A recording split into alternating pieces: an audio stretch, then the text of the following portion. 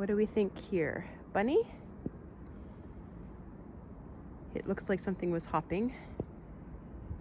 I think that was a bunny.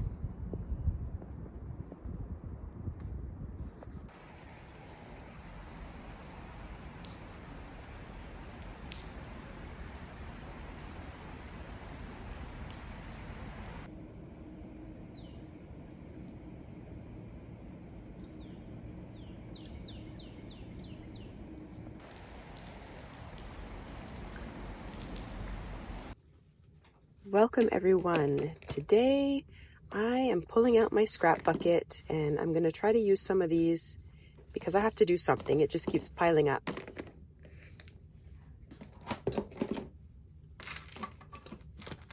I have some fusable interfacing here. I got it at Dollar Tree and I thought I could use this to make some kind of a larger sheet of fabric out of these tiniest scraps.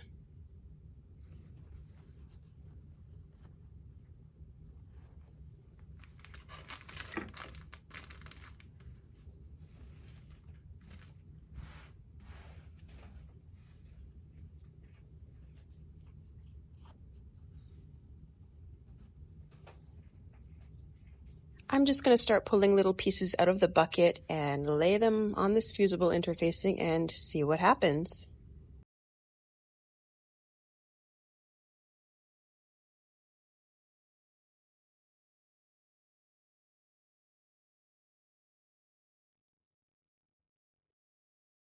I had to dump the scraps into a bigger container because I can't really see what I'm working with here.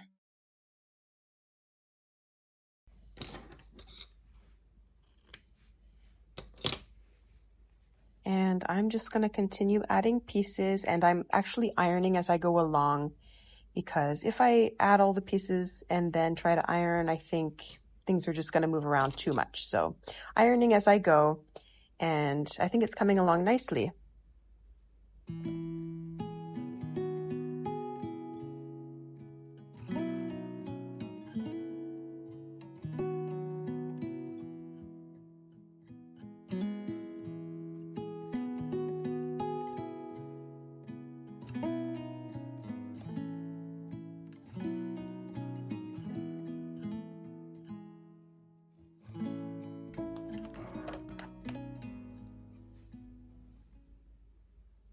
There it is. Isn't that magnificent? Look at it. That is so cool. But even after all that, I didn't even make a dent in this bin of scraps. Look at all this. Look at it. What am I gonna do with it? I can use it as stuffing, I guess, or I can make more of these. I think this is gonna make a nice journal cover. I should probably, what I'm thinking is to take it to my machine and just do some stitching to hold everything in place. I mean, it's already held in place with the fusible web, but just to make it a little more secure, I think I will do that. I'm gonna take it over to my machine. I did some stitching. I went diagonally because I thought that would look cool. And so now for sure, everything is going to be held in place securely.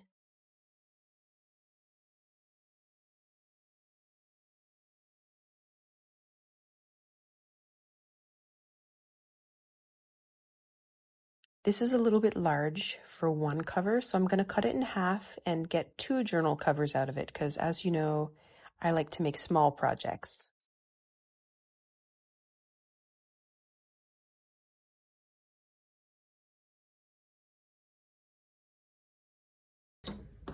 I am going to label these covers, and I'm starting with little pieces of denim that I got from an old pair of jeans. I've had this stamp set for quite a while, and so I'm going to use it to stamp the title on these journal covers.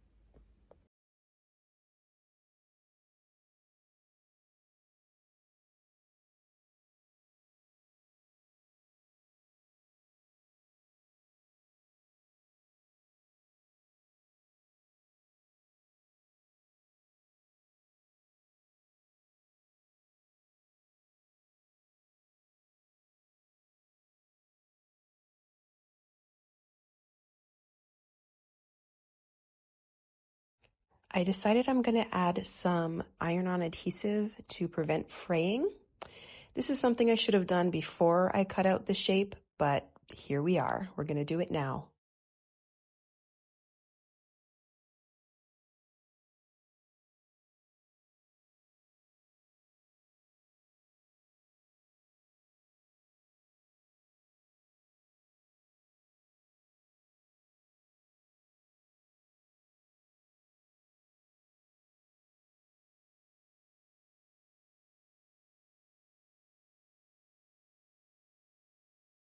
I used blue embroidery floss to attach these labels to the covers.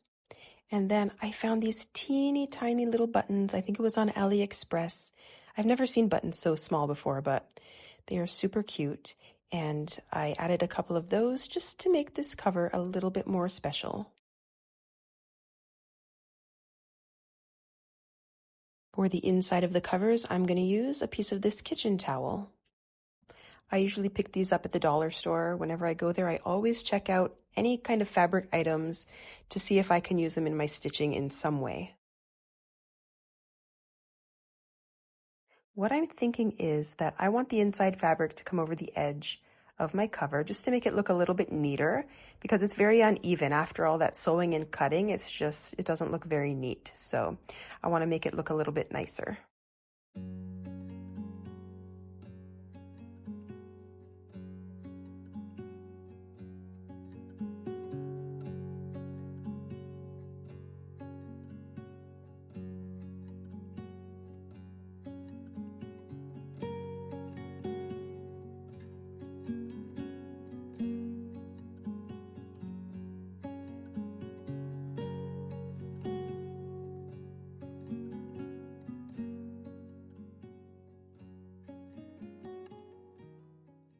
All of my edges have been folded over and clipped, and I am going to go to my sewing machine and stitch just with a running stitch all the way around. You can, of course, do this part by hand if you wish. I went around the border twice. I have 2 rows of stitching. Can you see that? And I think it turned out pretty good. Now, I'm not the one to be giving out tips about using a sewing machine. That is not something I'm super good at. And as you can see, this is not even straight. But I think once I put the pages in, it won't be as noticeable. So I'm not too concerned about it. I still think this is pretty good. And so I'm just gonna go and do the same thing for this. And then that will be it for this video. Next time, we'll start making signatures and adding these pages. I sorted these by year. So these are from 2025. And all of these are from 2024. So I may have to do 2 books for 2024. I'll see how many of these I can fit in. And I don't know why I'm sounding stuffed up. I'm not actually. And I feel fine. But my nose is sounding stuffy. So I apologize if that's annoying to you. It's annoying to me too. Anyway, so I'm going to go back to the machine, finish up with this one, and then I'll show you both of them before I say goodbye.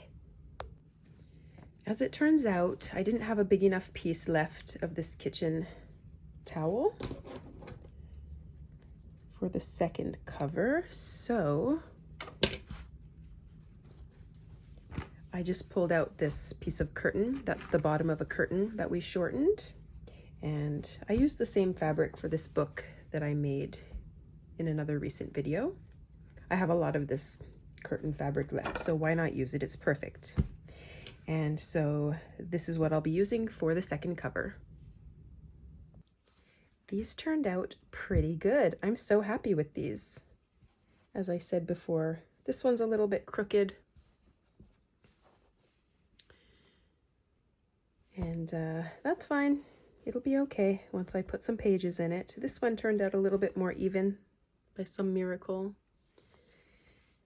And they're pretty basic on the inside, nothing fancy. I'm gonna use these for my fabric pictures, but you could also make a paper journal. You could just, by the way, this is just a bunch of Zentangle patterns that I've collected with the names in case I ever need to look them up. But you could add paper signatures if you wanted to. That would work just fine.